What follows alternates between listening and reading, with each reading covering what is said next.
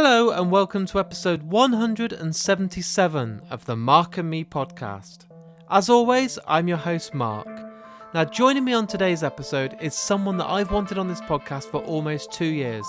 It came about when I first interviewed Zach from the incredible HalfNoise and Paramore, and I've wanted to get Joey on then, so I'm thrilled to announce that today I'm joined by the incredibly talented and the absolutely unbelievable human being, Joey Howard.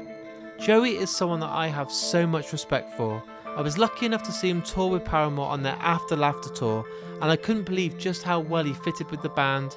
And since then he's gone on to be co-writing with Hayley Williams on her amazing debut album and her follow-up. He's just an amazing person and someone that I can't believe is now here today on the Mark and Me podcast. And it's a dream guest for me, and I've saved my favourite interview of this year for now, so I can't wait to share that with you in just a couple of moments' time. But before I get to that, I want to touch base and talk about my last episode. It was my most downloaded episode of all time. It had the most single downloads ever in one day. It was with the incredible Brandon Boyd from Incubus. One of my most open and honest interviews I've ever done. I couldn't be more proud and more thankful for the amount of downloads I got and the love that I got. I got so many new followers and just want to thank everyone for jumping on board and joining, and hopefully you've stuck around for today's episode too. Joey is one of my favourite people. I've kept in contact since we've done the interview, and honestly he's someone now that I'm proud to call a friend. He's an incredible human, he's beautiful, and I love absolutely everything about him. So I think the best thing to do now is to get straight to it. So here's me and Joey talking all things music. So Joey, thanks for joining me today on the Mark and Me podcast. Hey, thanks for having me, man. This is awesome. Long time coming. It is. So Joey, for those people that are tuning in today and discovering your work or your projects you've been involved in, I want to take it right back to the very start and talk to me about when you were growing up. What were those first albums that you remember buying with your pocket money that you loved and you listened to from start to finish again and again? Well, it's funny. I just was actually kind of taking the trip down memory lane a couple weeks ago, and because I couldn't really remember, I was like, where did I get this spark from, for playing bass specifically? Yeah. And I remembered it was 1999. I think it was probably I'm pretty sure it was the first album I ever purchased. It was a band called Five Iron Frenzy, ska band, right. Christian ska band specifically, which was something I was allowed to listen to at the time. And it was their live album. And I just was hooked. Hearing them live, hearing the crowd interact with the band. It was just it blew my mind. And the music is so fun and, danceable. And I was 10 years old, so it was perfect for me. So that's number one.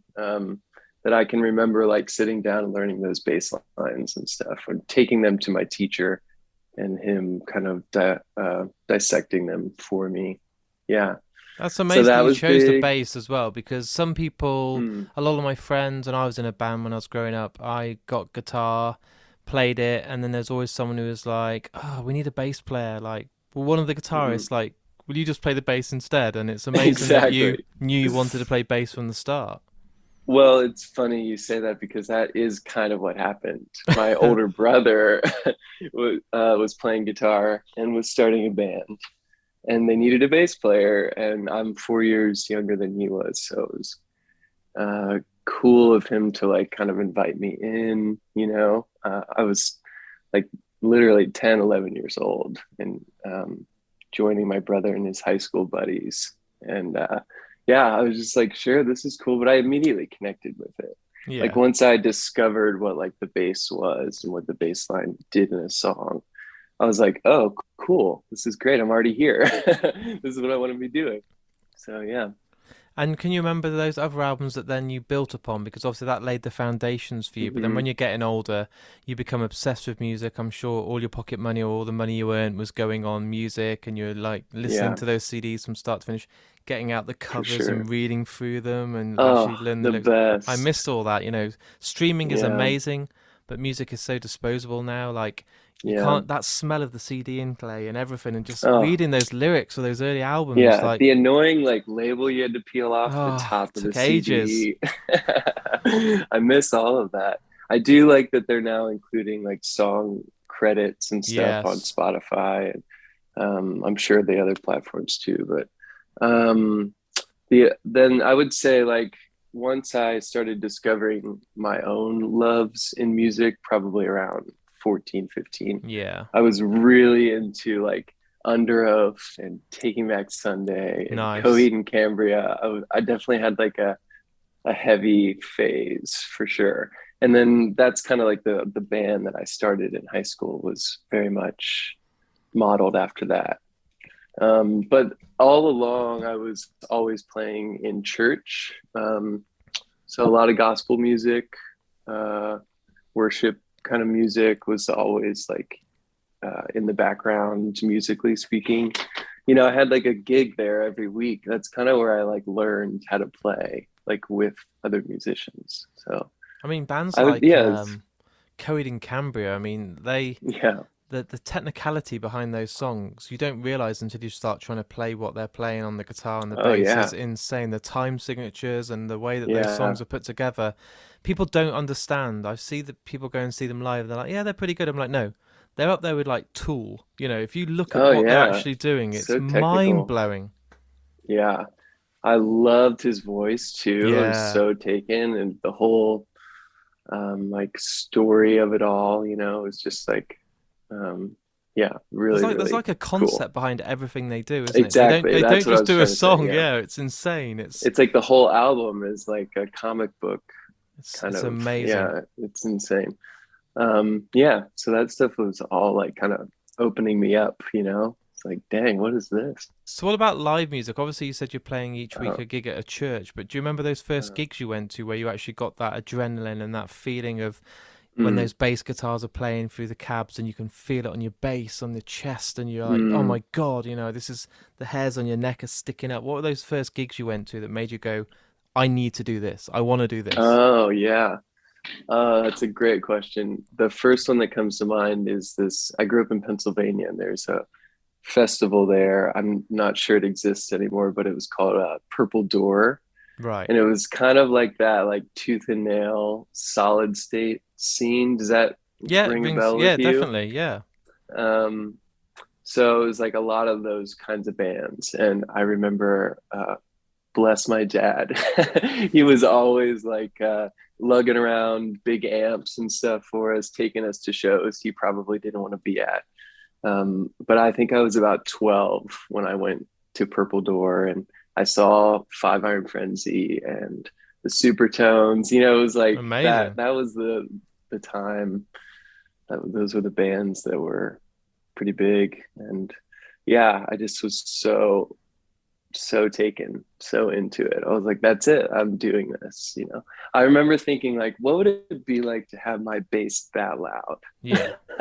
I was like, so I couldn't really wrap my head around it. Yeah, So, pretty so is cool. it at this point when you're thinking to yourself, I can't imagine doing anything else. I don't want to go and do a normal office job. I don't want to go and Mm. work in a shop. I want to play music for a living. Is that the kind of point in your career when you knew that was the time?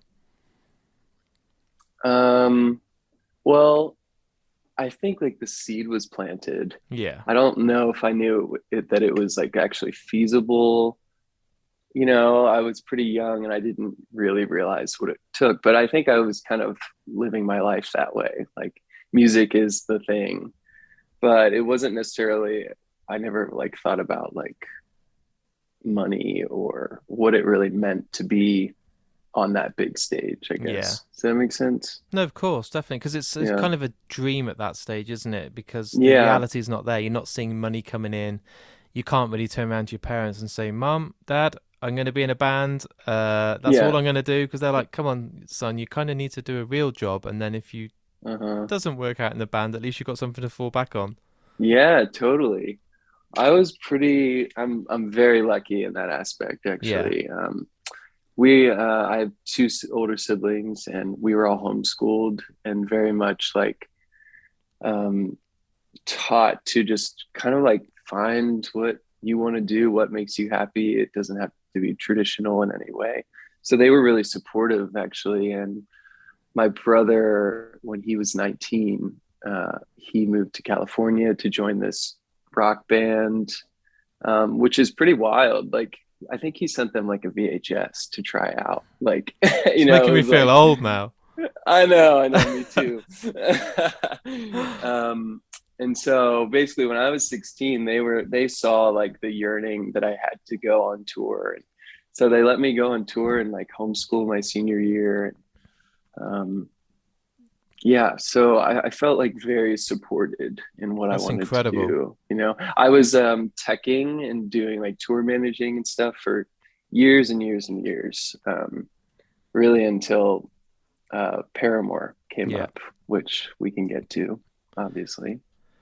So obviously you're doing that, you're on the scene, you're seeing how things work, especially teching, you get to be on the Oh stage, you yeah, see how it all comes together. And not many people realize when they go to a gig just how much work's involved, and obviously setting up all the yeah, equipment, doing the sound checks, making sure the mic levels are right. It's a lot of work, but I suppose that gave you a really good appreciation into when it got to the point where you could go on the big stage, how much work is involved, but also the respect that you should have for everyone that's around the band. yeah. Oh, absolutely. I wouldn't trade that experience for anything. I mean, I would say towards the end it was getting a little more difficult because I just wanted to be playing. Yeah. The last couple of years I was teching, but yeah, to really know every aspect of it, to have kind of worked in merch and sound and lighting and tour managing, like, yeah, I definitely know, how to, I think, just like respect everybody's time, hopefully.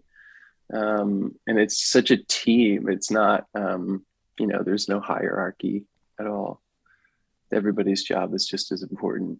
But That's good. I'm thankful for like the guitar teching stuff too, because I can like set up my own basses and Yeah. fix stuff and fix friends' gear. And yeah, it's cool. Definitely not time wasted. But I'm very thankful to be playing music now because that's what really like gets me going. And obviously the wait must have been worth it, because we just mentioned then in 2015 when Jeremy left Paramore, next Mhm. year at the Parahoy, you were introduced on stage and with the new bassist for the band, and Yeah. I can't imagine what was going through your head, because the pressure that must be going on, because it's Paramore. Do you know what I mean? Yeah, It's one of the biggest bands of our generation, and there's been a few lineup changes, but you've got big shoes to yeah, fill. And for sure. how was the feeling like? Were you feling sick, anxious? Were you? Oh my God. Can I It's a lay while it ago out now, for but you? you know. Yeah. Oh no, it's still fresh. No, it was mind blowing. I'll kind of run you through like the process a little bit if Yeah, that's all right. definitely. Um, so yeah, basically, I was living in New York at the time. I was guitar teching for Paramore since the end of 2009. Yeah, I started with them. So I've been around. We've always kind of been friends before that. And um, so I got a call when Jeremy left to like try out, basically. Yeah, it was a proper tryout. I can't remember if they called me or if I called them. Like I might have prompted it, like, hey, can I take a shot? So I had to do a few videos trying out. There's a song that they have called "Ain't It Fun," and there's a big like slap bass part at the end of it.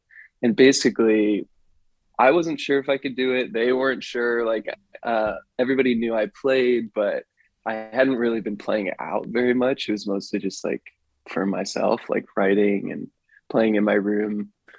Um, so it was like, all right, here we go. Like, can I do this? I had to learn how to slap for that. And um, basically it was a rough process. I was very nervous. yeah. And, I think I did the Ain't It Fun video. I think I must have done 50 takes. I don't know if they know that. They do now. Too late. I got it, I guess. But it took me forever just to calm my nerves, because I would play the whole song and then get to the end where the slap part is, and then I would just mess it up. and just overthink it. And that whole process was really good for me to, to learn not to overthink it and kind of just like when the adrenaline hits, how to push through that and stay in the pocket. That's Yeah. another thing as a bass player, because you want to speed everything up a little bit live when that adrenaline's kicking in. But yeah, so that was the first step. And then once I passed the video audition, Parahoy was actually my last like tryout. So not until the end of that cruise did I actually know that I was going to step in as the touring member. Wow. So I had to learn 40 songs for that whole process, God. because we played two different sets on the Yeah. whole cruise. Crazy. Yeah, so it was a lot. It was a lot. I remember, and then there was the element of like, I was just guitar teching for this band. And now I'm playing bass. And now my friend Riley, who taught me everything I know about guitar teching, is teching for me.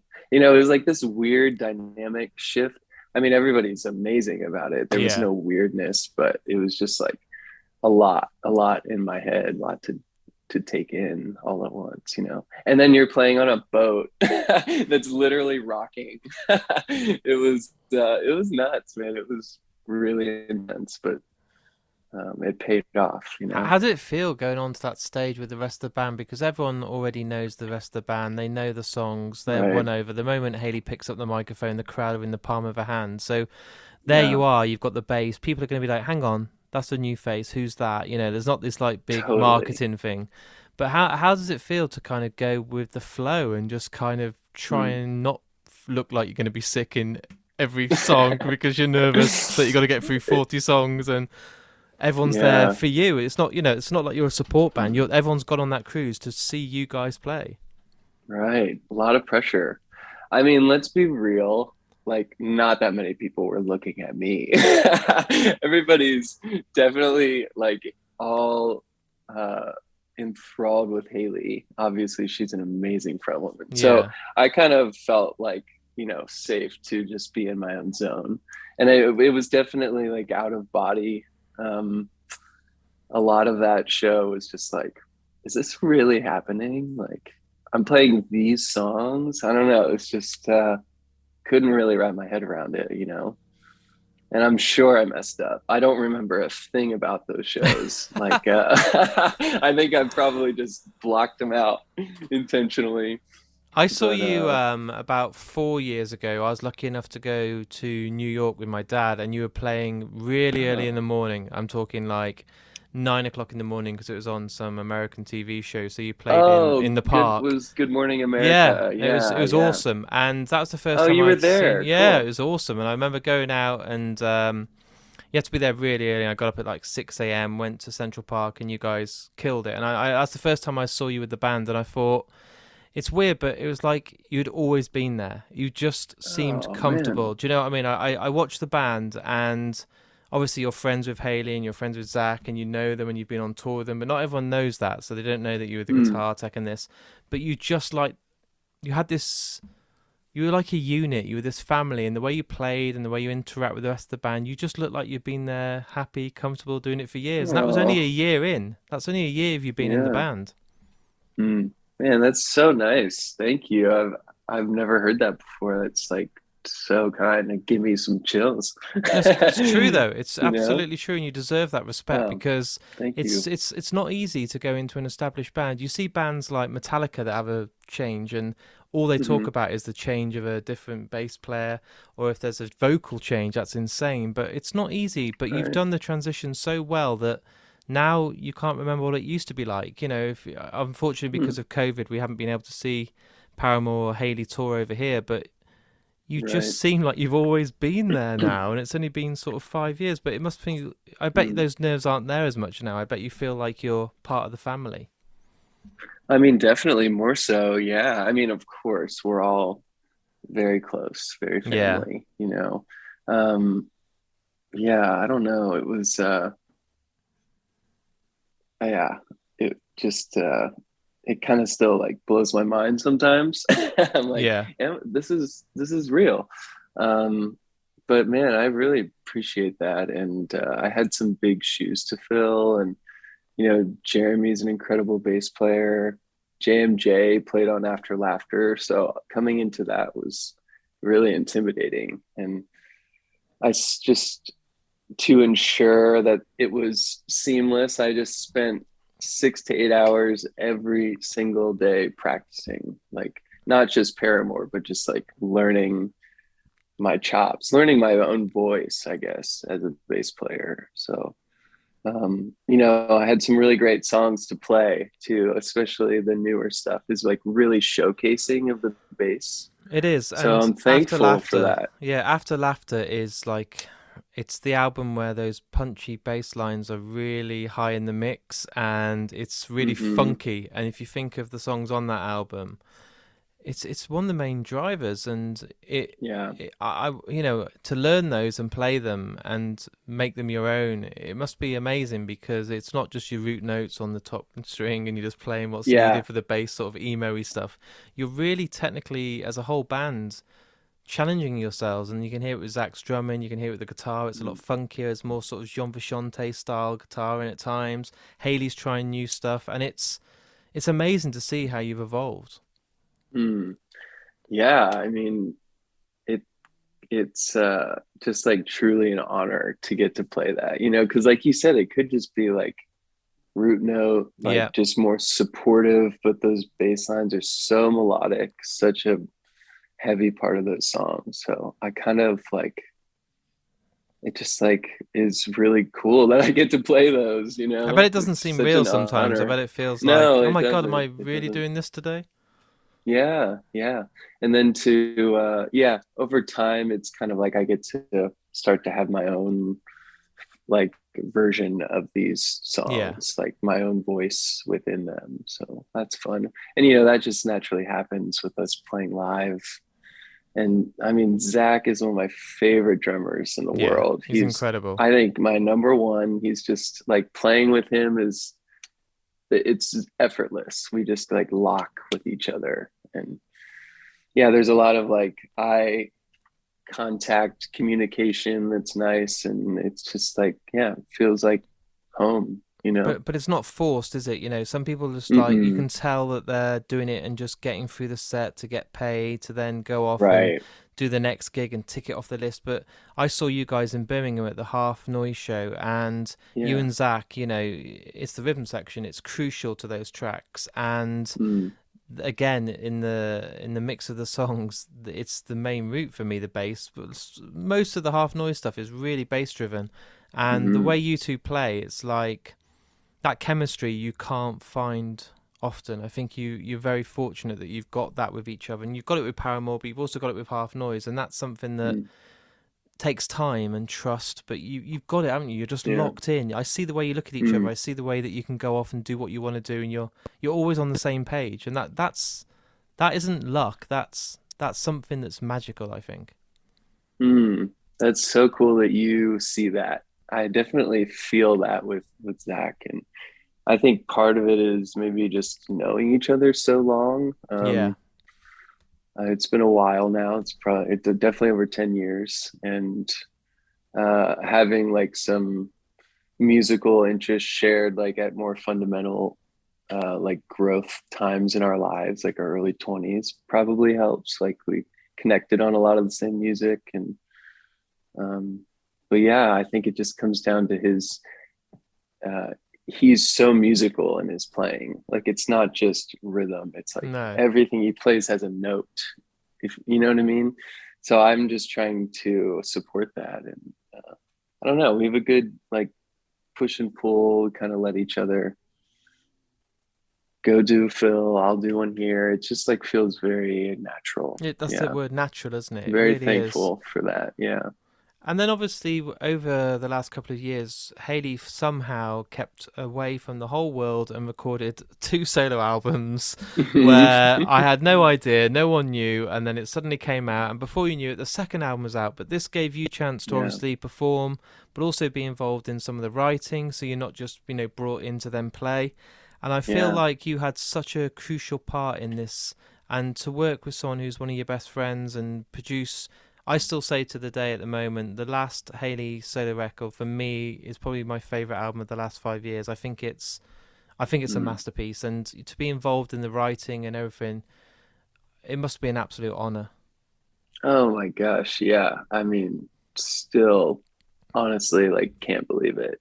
I mean, it's a bummer we didn't get to tour it or anything, but I mean, the whole process and the reveal, everything was just so exciting. I mean, I worked on Petals for Armor with Yeah. Hayley, and that kind of just began like in my bedroom, honestly. Like, it was post After Laughter tour, like we were off cycle, and um, kind of a little, both a little sad and going through just some personal stuff in our separate lives. And we just, we're just hanging out with each other.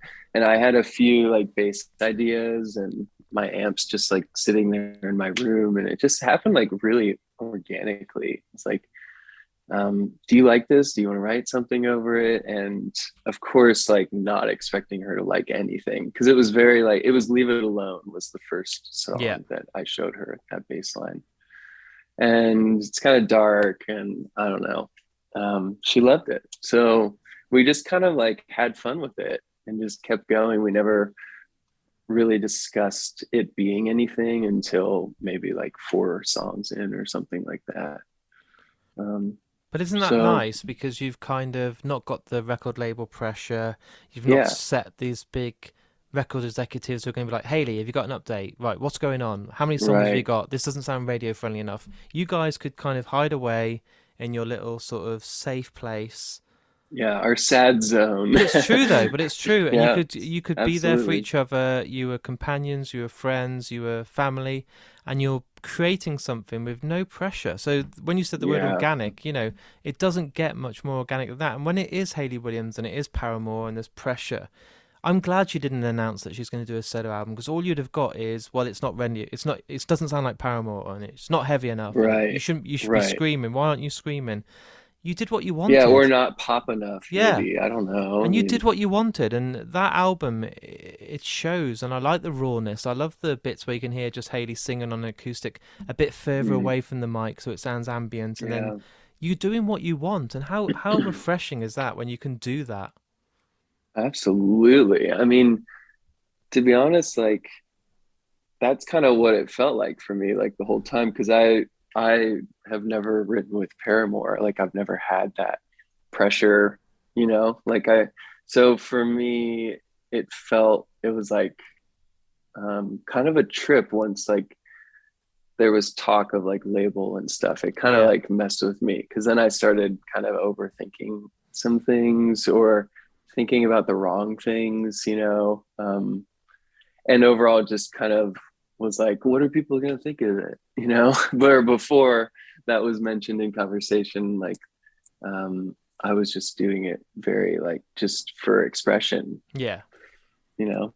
When became more than just 4 songs, and you're sitting there and you're writing melodies with Hayley, and she's trying her guitar ideas and stuff. At what Mm-hmm. point did you go from this is just us being sad, a bit depressed, trying to help each other, to let's try and make this an album. Let's try and not Mm, just have a few ideas and demos as friends. When can you remember that point where it was like, do you know what? I think there's something in this. I think we could actually try and yeah. get an album's worth out of this. I think like, um, maybe after the second song, I had that thought. I was like, I don't know what this is, but like, we're still writing, and they're really good songs, and like, but I didn't want to like pressure her, or I didn't really care necessarily. But of course, in the back of my mind, I was like, what's this gonna be? And then I think, I want to say, after she wrote Why We Ever, um, I think that's when she was like, maybe when the demos started coming together, then she and I went and had lunch. And she was like, I think I want to do this. And I think I want it to be a solo project. But she wasn't really telling anybody. Like, I think, yeah, only a couple people knew at that point. And So we just didn't know, like it all just really unraveled just with the songs, it was so cool. And I think even the way it was released is pretty like chronologically kind of how we wrote them. And I didn't write all of them. No. I had a part in about 8 of them, I think. And it was just such a fun process, man. I think about it all the time. But it's beautiful, isn't it? Because I feel that you probably needed to be in Paramore and grow Mm, with Hayley and grow with Zach and feel incorporated, not in the sound mix, not in the setting up of the guitar cabs and the tech. You needed to be part of the family to then grow as a person, experience stuff mm, together that then led to you and Hayley being comfortable enough to actually say, right, we've got enough faith and trust in each other to be around each other at our worst yeah, times. And that's not easy, yeah, confessing to someone and taking your mask off and saying, look, I'm fucking suffering right now. I really am yeah. struggling. And that's not easy, but to trust and then try and use the music to help each other, to then lead to, my God, a whole album's worth of material. You say you didn't write everything, but you're a big part of it. That leaves a legacy. You forget that it's hard because I'm talking to you about it. I'm not talking to someone about Joey, but you've been part of something that people will listen to, like we listen to Fleetwood Mac, like we listen to the Beatles. There's 30, 40 years' time. People are going to listen to these solo albums and think, my God, it's left something for people that they can cherish or they can Mm. use to relate to, and that's really powerful stuff. I could never relate because it's not me that's done it, but it must be Man, I don't feel sometimes like I can relate either. it's too much probably You to try and know? digest. Yeah, I'm like, wait, what? I mean, you just give me chills. That's really, really, But it's really true, isn't incredibly it? It kind of you to really is say. true. Like, people listen to that album. Like, when I read people tweeting and putting on Instagram and Mm, stuff, everyone takes something from Hayley's music. If they've gone through a breakup, if they've gone through abuse, if they've gone through mm. heartache or whatever, they use that music and that lyrics and it helps them. And you've been involved in Oh that. yeah, You've yeah. got people through their worst times and you were in a bad place yourself, which Mm, is it's quite hard to get your head around, but you had to go in the place that they are now to make what you produced. mm. And it's Totally. crazy. I didn't know that It's at the time, no, That's why it's like it still feels so much a part of me that not the sadness necessarily, no. but the that music and that process. That it's just I don't know, it's hard to have that perspective on it, but it's so cool because I don't know, I think it's just my insecurity and my own self-doubt that I'm like, people don't like that. It's a piece of shit. Like, why would they? Just I don't check, know. just It's check the just like, amount of times it's been sold, and then people like it and how many downloads it yeah, I had. guess You so. just go onto Maybe I should, Spotify and you're like maybe I should do that. 3.5 million plays of Over Yeah, Those it's Hills. so It's cool. like I you. mean, yeah, her lyrics and melodies. I mean, it's such an honor to have been a part of that with her. Yeah. And to have been given the freedom to really express myself through my bass, which Yeah, is like where I feel the most comfortable and most fluent. So to really just be able to like in the moment tracking, like having Taylor and Hayley just like yell encouragement at me, just like go for it, come on, try it. it's It was amazing. like so special, and that's how it is with them. It's just like I love it. it's I love the fact that you got to do what you wanted and you weren't yeah, told or put in a certain direction or shaped into a certain product. You did what you wanted, and it yeah, excites me because that's your first introduction to properly writing with Hayley. You didn't get to do it with yeah, the Paramore, and I'm not looking for any insight, but obviously Paramore are now at the stage, I'm sure, of looking towards the future and their next album. There's been slight talks, but you're going to be incorporated in that. You're going to be going out there playing those songs. You're going to be touring again in the near future when the world goes back to normal. And that must be amazing because you've done so much in such a short space of time. yeah. It's like the coolest thing to have to look forward to. I mean, Yeah. I feel like so incredibly lucky, and fortunate to literally get to do what I wanted to do when I was 10 years old, like skanking to ska music. You know It's what I incredible, mean? isn't it? What a journey. Yeah, I mean, it was, it's not like it just happened, but it kind of did in some ways, like right place, right time in a lot of ways. And yeah, I'm so excited for it to happen again, because when we're out on tour, it's just everybody like kind of comes to life. We've all been doing it since we were like 16 or younger in some cases. And it's like weirdly home, you know? And that's been taken COVID from is, you for nearly 2 years. So, you mhm, know, I've only just started going back to gigs now. yeah. And you don't realize how much you just took it for granted. Oh, yeah, this band's playing tonight. Should we go? Yeah, okay. And now it's like, I'll do anything to see some bands play. Anything. I don't care who it is. I mean, If it's of fucking course. Nickelback, do you know what? I'll go. Do you know Oh, I what? would go. I would love some pyrotechnics. Come on. Yeah, let's do it. Let's go see Nickelback. But, you know, I love a show. I love a big spectacle, you know? yeah. But it's interesting because now obviously the world is starting to slowly get back to normal, and you're going to be busy, you're going to be doing gigging and recording, but when you're away from the music and, you know, every Instagram picture of you and every video is you playing bass, is there any time where you put the bass down, you switch off and you do other stuff? Is there other things that you get from life that aren't music? Because I know it's in your blood, I know you breathe it every day, and I see it. I can see it when I talk to you, I see it on all your social media. But what is there to you apart from the music? What do you love in life apart from this that has such a Yeah. control and beast of you? Yeah, it's a great question, because I don't really post anything else on my Instagram, as you can tell. But man, there's a lot that I love. I mean, um, COVID has taught me how to really like enjoy home and my space. And Yeah. so, I've picked up some hobbies along the way, like some plants and some baking. Um, but generally, I like love hiking. I work out a lot. I like to box, not like people, but like a No. punching bag, Yeah. like a kickboxing class. Like So the that physical is side of you. yes, yes, like that is the best thing I can do for my mental health. Like every day, it's like maintenance, and it really is such a good release. And just pushing my body in that way helps me. And then hiking, connecting to nature is also very meditative. And I do spend a lot of time alone. I recharge that way. But I also need the social interaction.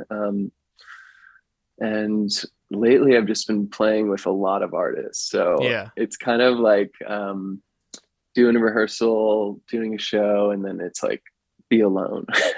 So I'm trying to find that balance, but honestly, I love like it's so dorky and revealing, but like Legos are That's good. so That's cool. awesome. All my I friends at think it's my age, pronounced Lego. I yeah, think it's just all my Lego friends properly. are massive Lego fans, and you'll see on Twitter like, I've just got the Millennium Falcon and I've just got the new Oh, Star Wars Lego, and I'm like, that costs yes. so much money, but I'm like, So if I much. could sneak that in the house and my girlfriend not find it, I would have it all. You know, Yeah, it's it's a treat. It's like once a year kind of a yeah, thing, it's incredible.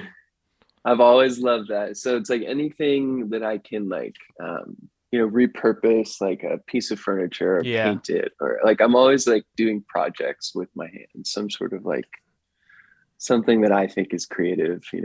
And do But you think that's what you need to kind of keep your mind preoccupied? Because I've had a lot of guests on the mm, podcast, and I don't ever shy away from mental health. And I've suffered from depression and anxiety. I've had bad days, like everyone. But I'm not, I'm not shy, and I'm not scared to admit it. I put my hands up and say I suffer and have really bad days. mm, And you've used music with Hayley to come out of that dark place together, but also that's not always going to be there because you're not always going to have Hayley, you're not always going to be recording. So I found with the dogs going out for walks, it's the most, yeah, incredible time being by the sea. There's something about the air when I'm near the sea that just takes all the shit away from out of my life. hmm And it looking out sounds over like the it ocean. sounds like you're the Yeah. same. That outdoors Hmm. connects with you, and the little things of Lego or baking or just maintaining spider plants. It sounds so Yeah, lame, but it's what I love. It's what I it's not enjoy. lame. It's You know, so good. Yeah.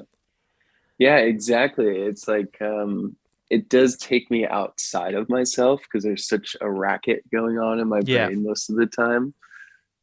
Like good and bad. It's just like busy. There's a lot of thoughts, Too a many. lot of things bouncing around. So Yeah. yeah, anything yoga, any sort of like breathing exercises, and like that stuff really keeps me going. I And notice the more yeah, you talk to people about it, more people are open and honest about it. More people are not afraid to say, "Do you know what? I'm the same. I find myself going on my own for hmm, walks. I need to connect. I need to have some alone time. You don't want to be yes, too busy that you burn out, because you could probably make the same mistake where you fill your time all the time because you don't want to be alone with those thoughts. So you're always keeping yourself busy. I'll do this gig, I'll do that, I'll play this music. And sure, sometimes you need absolutely to guilty. learn. Yeah, you need to say, Joey, stop, breathe, Yeah, sit down, have a cup of tea, and just switch off. yeah, and like take care of yourself Yeah, and say no. I've had to learn how to say no to things. Still learning that, but I mean, yeah, honestly, like take a bath. yeah. That's like amazing because I can't do anything else. There's nothing else happening when I'm in there. So Yeah. Put the things like phone that. down. Yeah. Do not sit and text and be on Uh-huh. Instagram while Uh-huh. you're in the bath. Let that be the time away. Yeah. I do think it's like post COVID also like Yeah. that just stirred up a lot of anxiety for a lot of people and myself included, obviously. Like, I don't know. I'm still shedding whatever that is, still processing that whole quarantine year. And with the future for yourself, obviously you've been involved with co-writing with Hayley. Do you feel you've got in Mm, your kind of heart and soul your own album? I know you write and you mm, play and you always come up with ideas and they get incorporated into Paramore or to Hayley or to other projects you've been involved, or HalfNoise, but is there something inside that wants you to complete your version of like a Petals for Armor for yourself? mm. Is that something you'd love to try and do when you're at that time where you feel it's the right time? Yeah, I mean, thank you for phrasing it that way. That's very nice. Because I think about it a lot. I definitely like put pressure on myself, like, why not, But also, I just don't think it's the time for me yet. I don't think I'm like emotionally ready for it No. to bear myself, to put myself out there in that way, lyrically speaking. But I think I will be soon, hopefully soon. But I'm trying not to put too much pressure on myself in that way. But it is something I would like to do someday. Yeah. I also Um, see that you're obviously quite creative, and I see there's the imagery that goes with your stuff and the colors and the vibrance of all your stuff that you mm, post. And I'm sure that inside you there's a director that wants to do a music video, or there's a mm. gallery of art, or there's something inside. I can just tell that. I can see one day you getting involved in the directing of a music video or a Oh, short cool. film. I can just see it. I just see you've just got this. When I'm flicking through Instagram, your posts are so vibrant and so colourful, and I'm always like, oh, that's Joey. When you just get that, oh, there you go. Oh, And I'm that's sure amazing. you've got Thanks. more. I've got, or maybe it's not. Maybe it's an idea that isn't there, but I feel like you've got something there that might be that Mm, creative side to want to, either through imagery or through video. There's yeah, something some there, sort of some aesthetic. ideas. Yeah. I mean, that's really cool. Yeah, it's in there. It's like maybe not on the forefront of like my desires right now, but for sure. And maybe that's me kind of suppressing that because I'm not certain that I'm capable of doing something like that. But you may have just planted a seed. I want I 10% appreciate that. royalties from everything that It's you do. really nice. You got it. You got it, Mark. Oh And man. what Yeah, I what don't know. Maybe someday. I think so. And you see Zach getting involved in a lot more of the video Yeah, stuff, and he's done a he's great so job. talented. Yeah. Yeah. It must be hard not to be Um, around that and not let it rub off on you. You must be like, oh God, give me a go. I want to hold the camera. Let me try. totally. I kind of like being in front of yeah, in front of I'm like, is that the right way? In front of the camera. Yeah. I'm kind of down to be I don't know. Acting is always like it's such a dumb thing to say, I realize, but it's always intrigued me and I think, maybe someday I'll take some acting classes or something. That's good. Be It's kind of when fun. it's never too late to learn. And I was Oh literally having this yeah. conversation with my girlfriend last night. I was saying, because I play guitar, I've been in bands, I've been on the radio, but nothing too, but nothing that I can claim to fame. But I've always wanted to sing. I've always wanted to be the guy who can Oh hold yeah. an acoustic guitar and just sing his heart out. And I've never got the Mm. confidence, and I just know I've not got the ability. But I said to myself, when I'm nearly 40, I thought, do you know what? Next year, I'm going to learn to sing. I'm going to go to singing lessons and just try and at least say, I've given it a Yes. go because it's in there and I want to do it. And I'm like, if you feel the same way, do it. You know what I mean? Have you done it, or have you made Never, plans to do it? but we had this conversation last night, and I know what my Oh, girlfriend's it was like. last night. She'll probably say to me next week, "I've booked you a lesson." I'm like, "Oh fuck, I can't get out of it, so I've Yes. got to do it Oh, you now." gotta do it. You gotta Yeah, do it. It would feel so good because I think once you kind of like do it the first time, kind of break the seal, yeah. then it gets easier, right? I mean, in theory, at least. But you're either I gonna think you sink or could do swim. it. Yeah. Yeah, yeah. I'm sure you have a beautiful voice. Let's hear I it. Come just, it's on. no way, not now. But I need the confidence. But I listen to a lot of stuff, Yeah, and I'm yeah. finding myself listening to like Radiohead and singing along all the time and stuff. And Cool. I'm like, I just want to be able to just do it for myself and have that confidence. But it's hard because, my Mm. God, do you know what I mean? There's ways of expressing yourself, and through vocals Oof. is you've got to bloody believe in yourself. Yeah, that to me is the most vulnerable Yeah. way to express myself. And it feels really good when you can connect and do it. But I think about it too much because it just feels so vulnerable, you know? What I ask everyone who comes on the podcast is, and it's a tricky one because your way into the industry and the journey you went on is quite unique. But what advice do you give to anyone that's listening today that's a fan of your work, that wants to be a musician, that wants to be a bassist or successful through music? Because it's not easy, is it? It's not easy to make a Mm, living. What advice do you give mm-mm, to those people to get their music heard and stand above everyone else and mm. try and be like yourself, that people go to for advice, that ask to go and do session work? What Mm, advice do you give to people that want to be like you and be part of something really successful? mm. It's a good question. I would say like first of all, like practice, practice, practice. Yeah. Um, like just be the best that you can. Um, and then the second tip I would say is like move somewhere where there's a music scene if there isn't one right around you. Because I mean, I do think you can connect obviously in so many ways. TikTok, Instagram, it's all super helpful.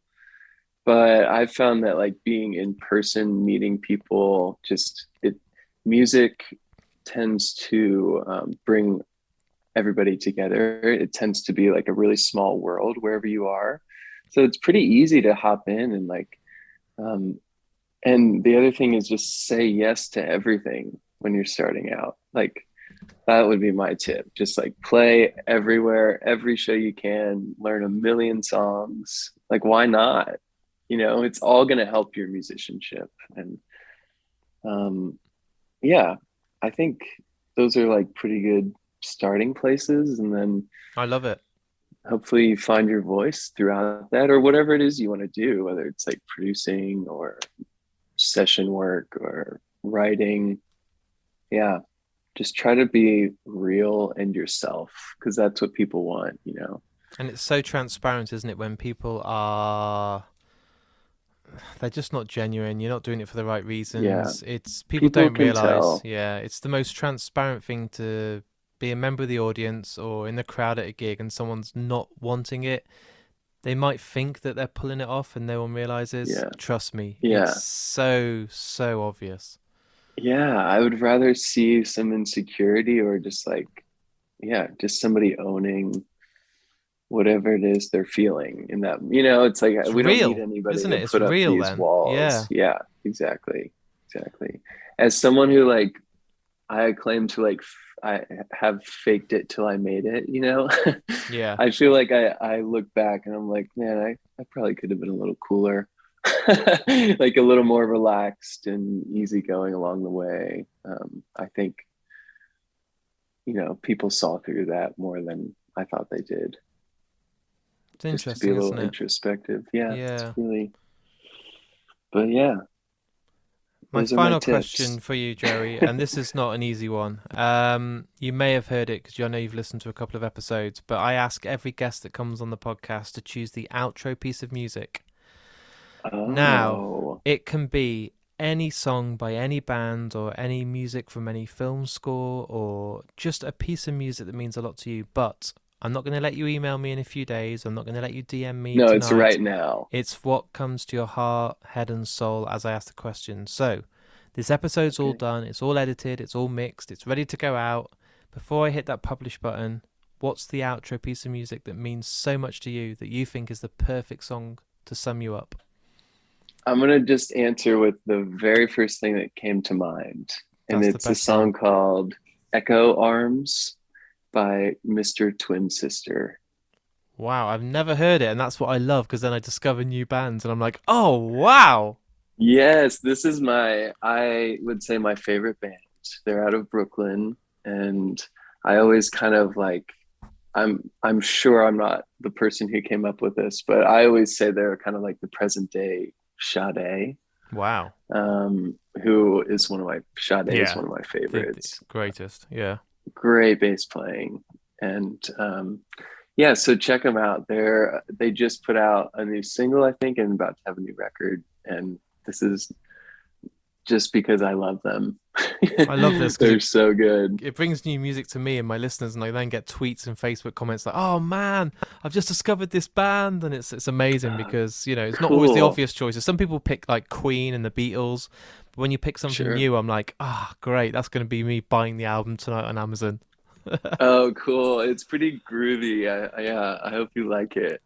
Amazing. Joey, I've been wanting to get you on the podcast, I think, for nearly 3 years. I reckon that's how long it's since we first met. I think it's been a while. I think so. Yeah, and that is all my bad. Don't worry about it. It's always... Thanks for being patient with me. It's worth the wait. Me. And it's been an absolute pleasure. And already I can tell that there's a follow-up. I know there's another one. Let's do it in person. Definitely. When you're over here, let's do it in person. We'll have a drink. And honestly, it's been an absolute pleasure, and it's been totally worth the wait. So thank you so much for coming on. Man, thank you so much for having me. I've thoroughly enjoyed this. Yeah, I can't wait to do it again soon. So there it is. There's my interview with me and the absolutely fantastic Joey Howard. A delight to have on, and a guest that I've wanted for some time. And do you know what? The wait was worth it, because he's been a dream guest for me, and I loved him from the moment he came on until the interview finished, and I believe we could talk for hours. The good news is, when the world returns back to some sort of normality and he's over here in the UK, we're going to get together, we're going to sit down and follow up this interview with a face-to-face, because he's someone that I know has so much more to say, and I can't wait to do the follow-up as soon as we can. I want to say a massive thank you for Joey for coming on the show. Your time means absolutely everything to me. Your friendship is incredible, and I love that we've kept in contact since we've recorded this interview a few months ago, and I can't wait to see where the future goes for you, because you are so talented and you're such an incredible human being and deserve all the incredible attention and fame that will come your way. I want to say a massive thank you as well to everyone that's tuned in and listened to today. This interview has meant a lot to me, and I hope it does to you guys at home too. If you love the podcast and you want to share it, that's all I ask. It costs absolutely nothing to do, and it's literally the click of one button. All you have to do is go on markandme.com, and there's links to my Facebook, my Twitter and my Instagram. On there you can share it across your network, share it across your friends, share it as a story on Instagram or retweet it, but it really does help get the word out there and bring a whole new audience to the podcast, and that costs you guys at home absolutely nothing. But if you really want to support the podcast, I do have a Patreon page.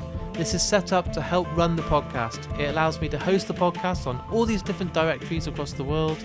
It gives me the chance to go out and record more and more interviews for you, and that doesn't come cheap. So every penny that goes in via my Patreon does support me. And thanks to the amazing guys at Last Exit to Nowhere and Vice Press, I have some amazing prizes, some incredible t-shirts and some awesome posters to give away to say thank you for supporting me and supporting this podcast. So please, if you can do that, the link is on markandme.com, and it really does make a massive difference. I'm going to take about a week off now. It's been a hectic few months, but I will be back with an incredible episode to launch 2022. So I want to say a massive thank you to everyone that supported me this year. Next year is going to go on a whole new level. So until then, look after yourself, take care, and I'll speak to you all soon.